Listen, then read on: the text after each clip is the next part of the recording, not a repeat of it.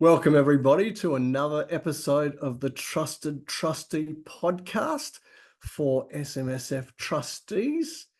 And before we get going, I'd like to give a shout out to our sponsor, which we're very, very grateful of having along with us. And so this podcast is brought to you by Superfund Property Valuations, ATO compliance in a click. If your SMSF accountant or auditor is on your back for a property valuation, just order an affordable report from the experts with ease today, with the details on the screen now.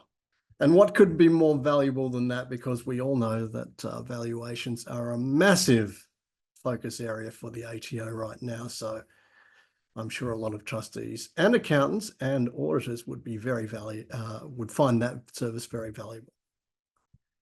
Anyway, I'd like to now move on to welcome lovely Tracey Besters, who joins me again as the co-host of these podcasts. Welcome, Tracey. It's great to see you today.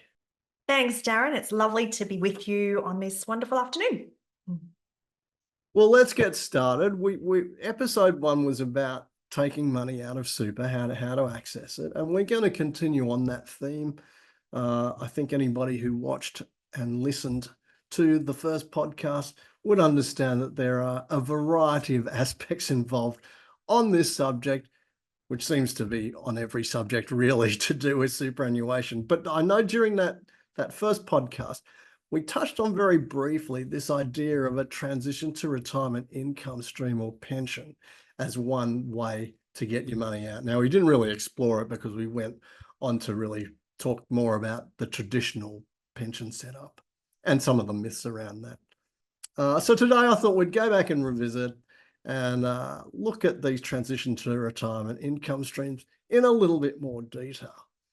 So let's get started by just figuring out or establishing that what sort of criteria do you need to be able to qualify to commence a transition to retirement pension, or sometimes referred to as TRISs or TRIS, TRIS, sorry. Well, these acronyms are so confusing even for me, but sometimes referred to as a TRIS. How do you qualify to start one? Yeah. Darin, I think that TRIS or TTR or transition to retirement pension or transition to retirement income stream, we've got loads of names for the one thing, don't we? Yes. And that's part of our industry is we always try and shorten things. It's the Aussie way, I think, isn't it? So let's talk about the eligibility for commencing a transition to retirement income stream or a TRIS. Really comes down to one criteria, really, and that's preservation age.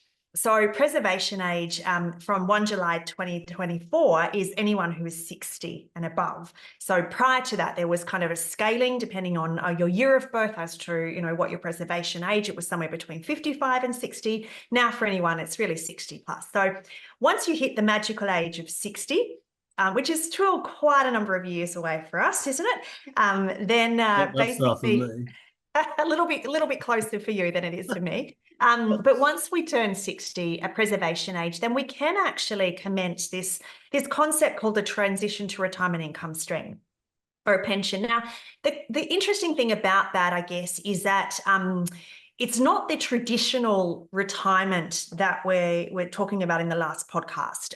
We don't physically have to retire from work. In fact, we don't have to retire from work at all in order to commence this transition to retirement income stream. So as long as we're 60 and we follow the rules that are set out in our trustees, so our trustees will tell us what we need to do to commence one of these things, then we're pretty set in terms of that eligibility criteria.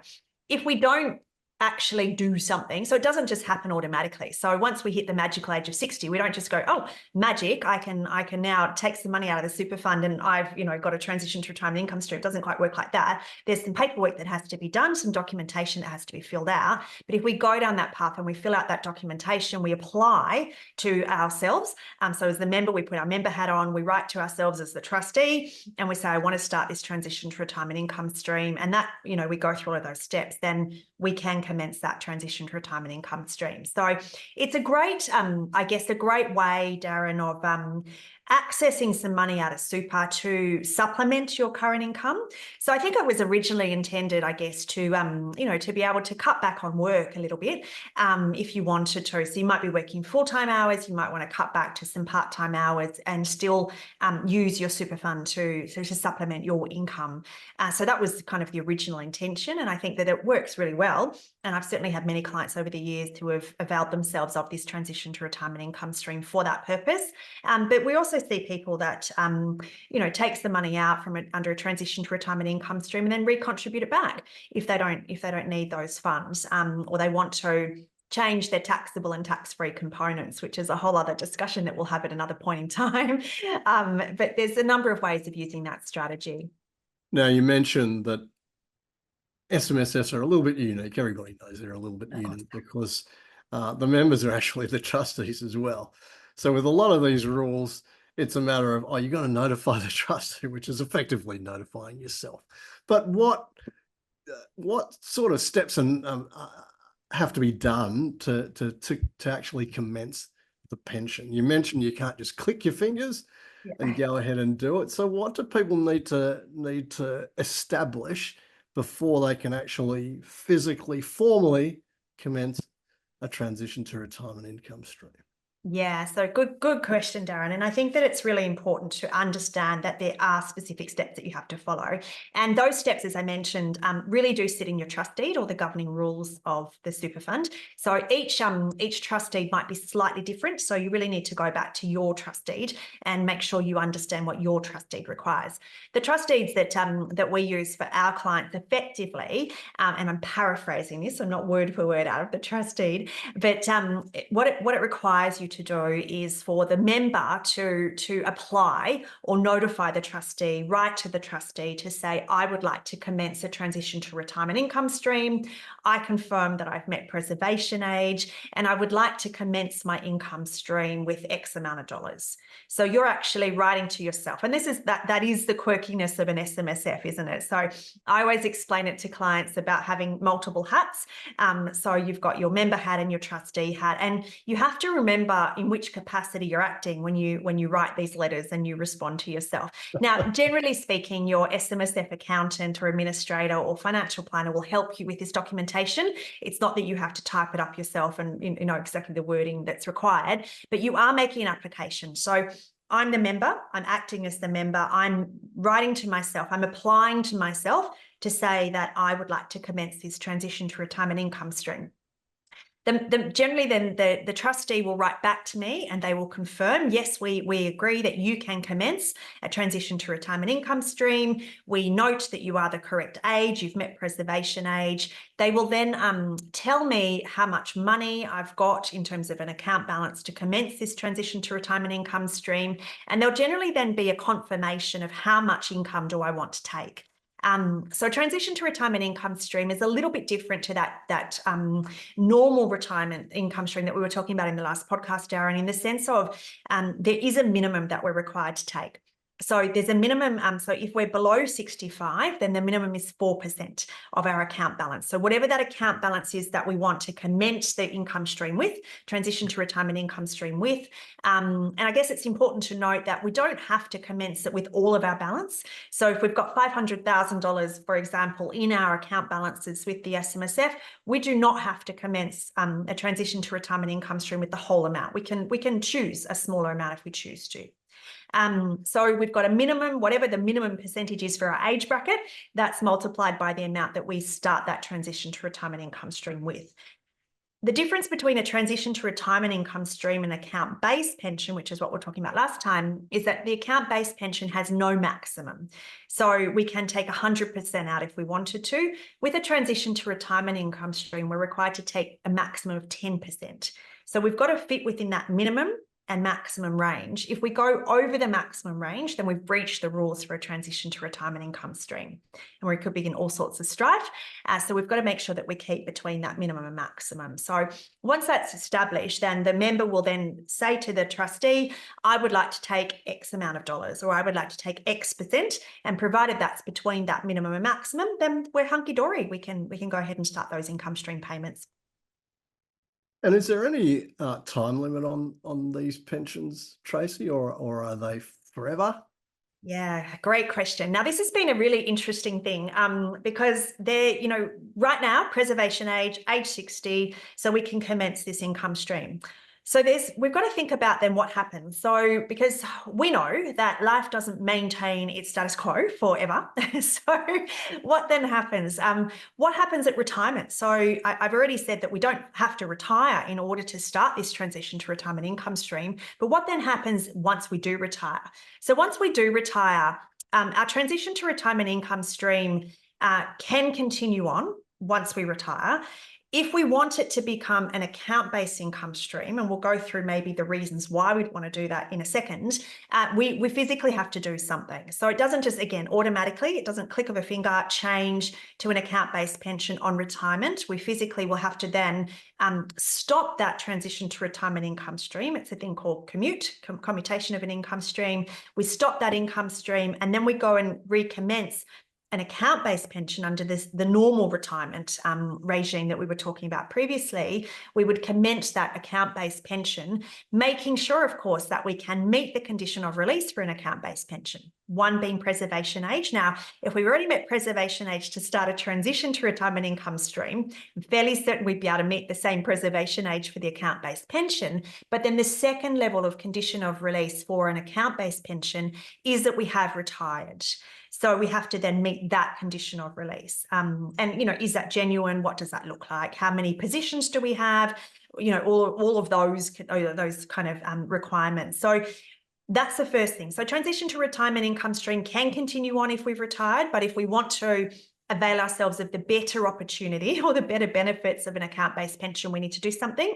But the other thing that is a kind of change, if you like, under transition to retirement income stream is age. So once we hit age 65, then that's an automatic condition of release. So we have to go back to the rules of our SMSF, Darin, to know what happens at age 65. Because at age 65, we don't want to be in transition to retirement income stream any longer. We want to avail ourselves of the account-based pension because of turning age 65.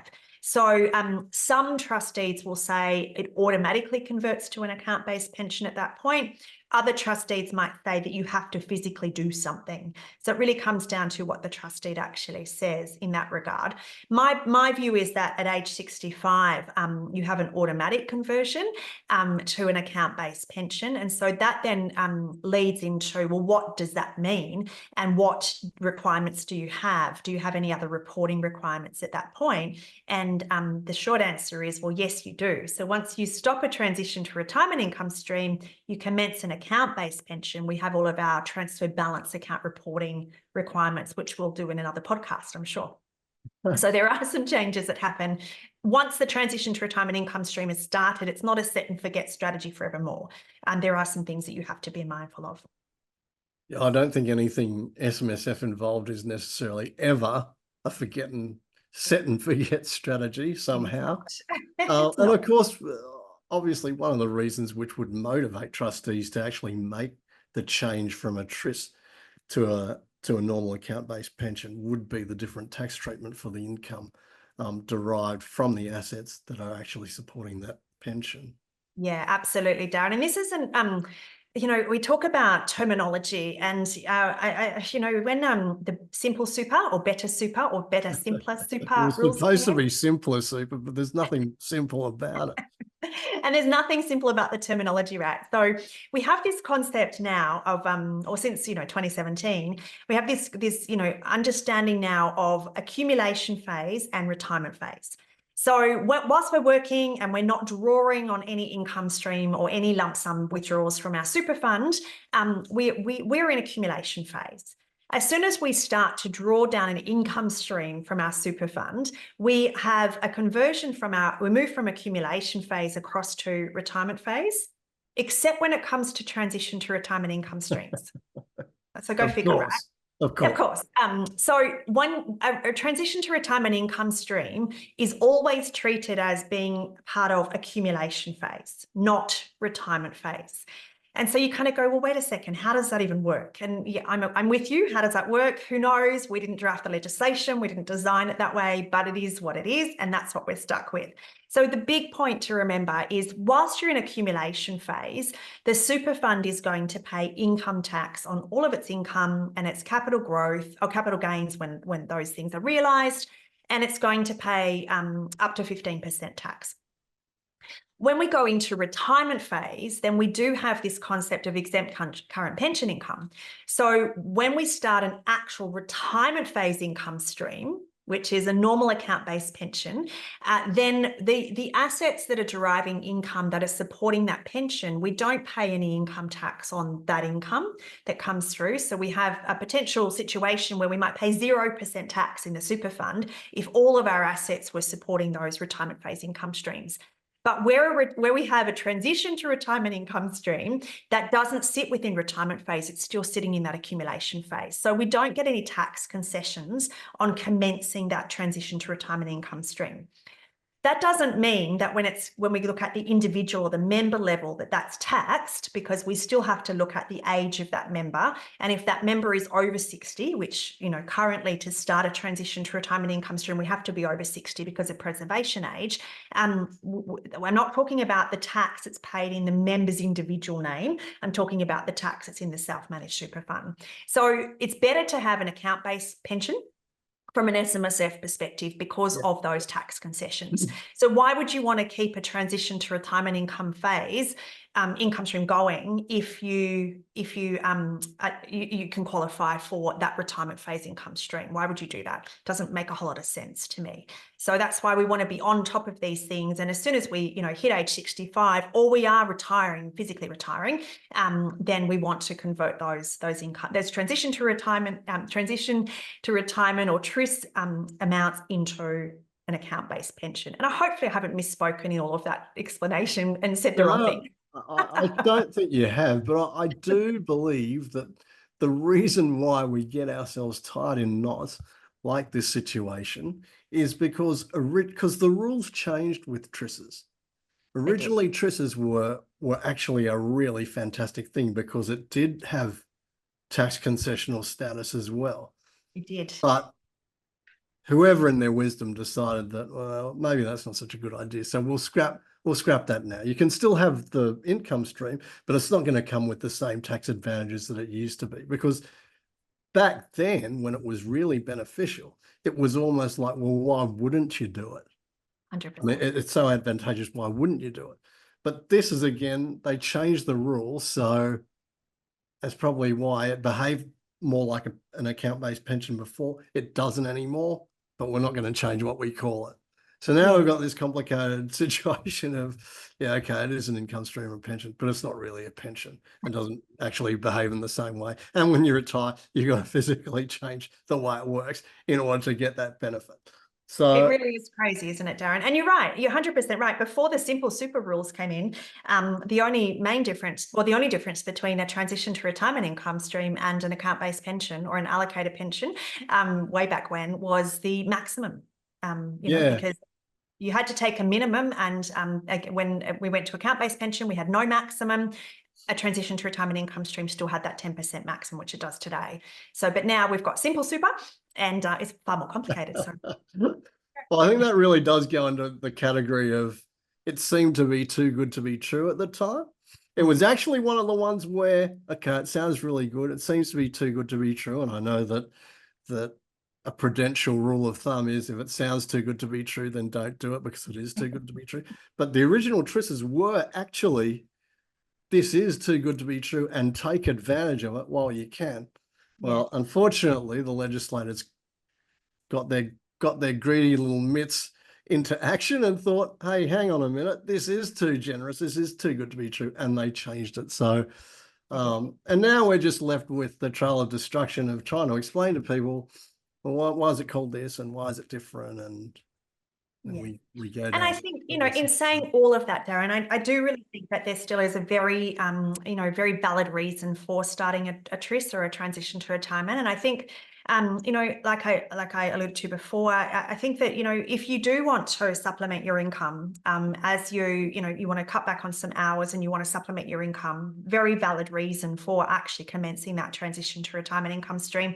Remember, it's your money sitting in a super fund, so why not make the most 100%. of that if you wanted to? And, you know, the other part of using a transition to retirement income stream as part of your overall kind of withdrawal recontribution strategies in order to help with some of those taxation components, if that suits your needs, then that's another very valid reason for looking at a transition to retirement income stream if you are somewhere between 60 and 65 and haven't yet met that whole, you know, full retirement condition of release. So there's some very valid reasons for doing it. I just think it's a matter of understanding that, yes, it's an income stream, but it's not a retirement phase income stream. So therefore, it doesn't have those tax concessions that we think about when we're commencing a normal. Is there any such thing as normal, Darin? A normal income stream?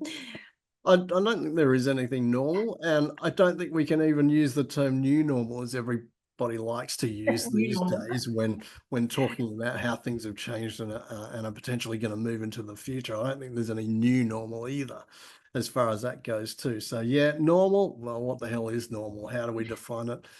It's way above my pay grade, so I'm not even gonna try and do that. One important thing that we have discussed is flicking over to an account-based pension. If you had a transition to retirement, it will allow you the opportunity to reset from the point of view that if you commute the TRIS and start a fresh, a new account-based pension, then you're no longer constrained by that limit, that value limit that we spoke about a little bit before. So the sky's the limit. So if you want the value base of your pension to be a lot larger, because assuming in that 4 years you'll accumulated a slightly larger balance, well, hopefully if you've been doing things right in your super fund, you will have done that. So we'll give you that opportunity to actually grow the value of your starting point with your pension, if it doesn't just automatically flick over from the TRIS. Yeah, that's exactly, Darin. And I think that like anything with the SMSF space, and you know, the podcast is called Trustee for a reason, because the trustees make decisions, right? So with everything to do with SMSF, it's about actually making those decisions and about having a reason for doing that. It's about, you know, forward thinking and forward planning and knowing that you can do X, Y, and Z.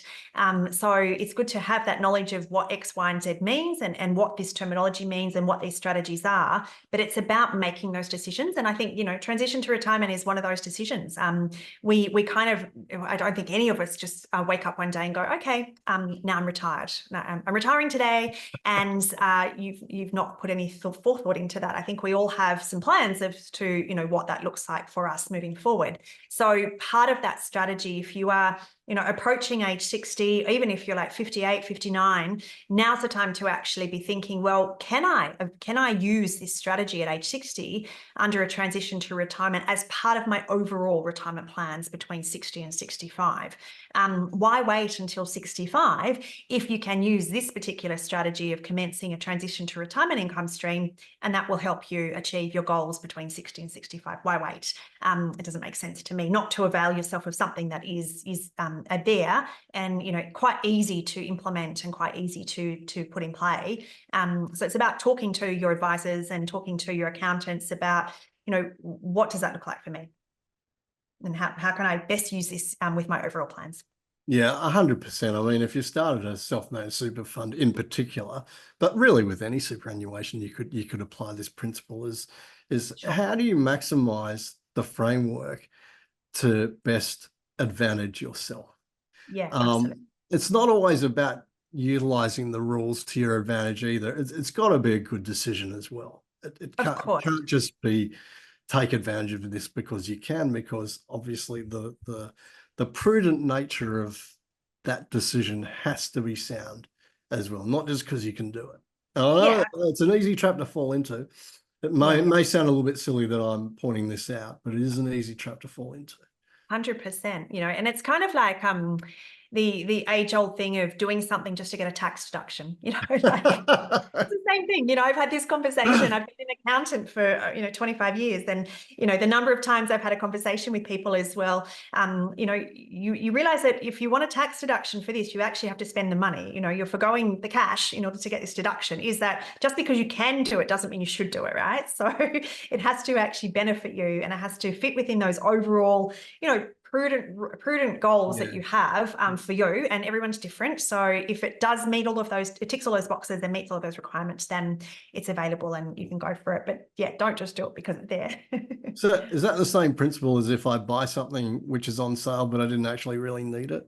Yeah, isn't that called girl math or something? Isn't there a thing I'm called girl not going to go down there, but I just thought that the principle sometimes is, oh, I bought this because it was on sale. Oh, right. I bought two because I can. Did you need that? Yeah. Oh, that doesn't matter. It was on sale.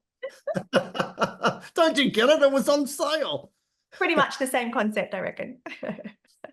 Now, in the few minutes that we've got left in this episode, and again, there are so many of these issues that we'll probably start to mention, but we'll discuss in a lot more detail at a later date. One area that you can explore if you're in a situation where you have to is you can actually get your money or your hands on your superannuation savings in some circumstances of hardship, or it can also be used in some circumstances to fund any legitimate medical procedures that you might need to have performed on yourself, which obviously will be to your betterment and you need to have done. Now, just keeping that last point in mind, Tracey, you've got just to take us out today, you've got a very interesting situation around that sort of funding medical procedure expenses question that you're actually asked quite recently. Do you want to share that with us? Yeah, sure. Happy to. And I think that the hardship provisions and compassionate grounds is something that's really worthwhile exploring. So we'll do that in the next podcast. I think that's a good one. Because, the sole purpose of superannuation, if we go back to the whole objective of superannuation, as it currently stands, the purpose of having superannuation is to provide retirement benefits, right? Yeah. So that's great. And that's, what superannuation was designed for. But then there are also these ancillary benefits. And some of those ancillary benefits are that, sometimes things happen in life, don't they? Sometimes, there's these curveballs that were thrown and, as best we can plan for them, we can't manage them without some sort of assistance. So there are some elements where we can access our superannuation benefits before retirement. And you've mentioned two of those. And one is hardship provisions. And the other one is based on compassionate grounds. And part of those compassionate grounds is if we do need some sort of medical treatment. Yeah. I was asked a question recently, and the question, and it will sound quite funny once I've shared it really, but the question was that this particular person had taken money out of super. I don't believe it was a self-managed super fund, but that's irrelevant. They took money out of super for a particular dental procedure. And they decided against having the dental procedure done. And the question was, do I have to put the money back into super? I've taken it out under this basis. Do I have to put it back? And the answer, of course, is, well, yes, because the whole premise that you took that money out in the first place was because you were going to have this dental procedure. You can't just then change your mind.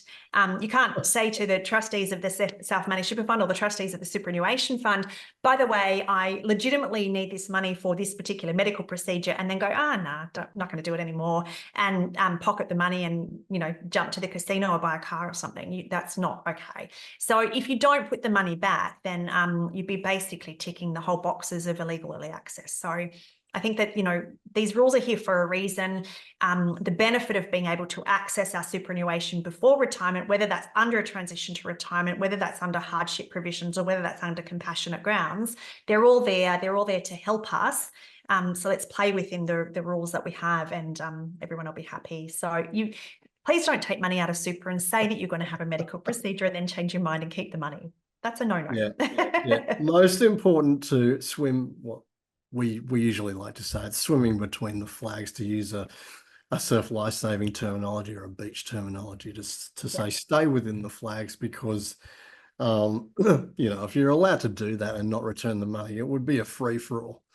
And I can tell you again, I know I started with the sponsor's message about getting proper valuations for the assets in your fund, but illegal early access is not, I repeat, not an area that you want to even raise the slightest suspicion of the ATO that you might have done it, because that is probably, if I said that they're red hot on valuations, they are white hot on illegal early access. So if you don't follow the rules and you fall into that category, either inadvertently or not, but you haven't followed the rules and you slipped into that area, it's certainly a massive deterrent and a good deterrent, just to steer clear of that. 100%, Darin. And it's astounding to me the amount of money that's coming out under illegal early access. So we don't want to play that game. We're not playing that game. And there's plenty of things that we can legitimately do if we need to. And, thankfully, we do have those rules. And thankfully, we do have some of that flexibility within the rules to have our superannuation money help us out when we need it. Yeah, 100%. Well, I think we'll probably, that probably puts a very neat ribbon or bow on today's episode. So I think we'll probably wrap it up there. So thanks again for your time, Tracey. It's always a pleasure doing these podcasts with you and discussing, well, what will eventually, we hope to be all things SMSF. So thanks for your time, Tracey. My pleasure, Darin. And thanks again for having me on the podcast. See you next time. Thank you very much to everybody else who's tuning in on this podcast, either via video and watching us have this sort of discussion, or if you're listening to it, we hope you've enjoyed it as well. And thank you for being with us. I'll give a shout out again that, look, if you're listening to this podcast on our YouTube channel, please smash that like button and also subscribe to the channel. Now, one more shout out again is for our SMSF Trustee Empowerment Day, which will be taking place in September, both in Sydney and in Melbourne, in person. We're doing that with the SMSF Association. And of course, Tracey will be one of the presenters there, and I'll be hosting it along with the SMSF Association. If you do want to attend, we would love to see you there. Please refer to the details you can see on your screen now, and you can hopefully go along, certainly find out more about it, but register for it as well. So we hope to see you all either in Melbourne or in Sydney. And again, just to thank you for supporting this podcast and being with us today for episode 2. Thanks again. Thanks, Tracey. Thanks to my team for putting this together. And hopefully we'll see you join us next time.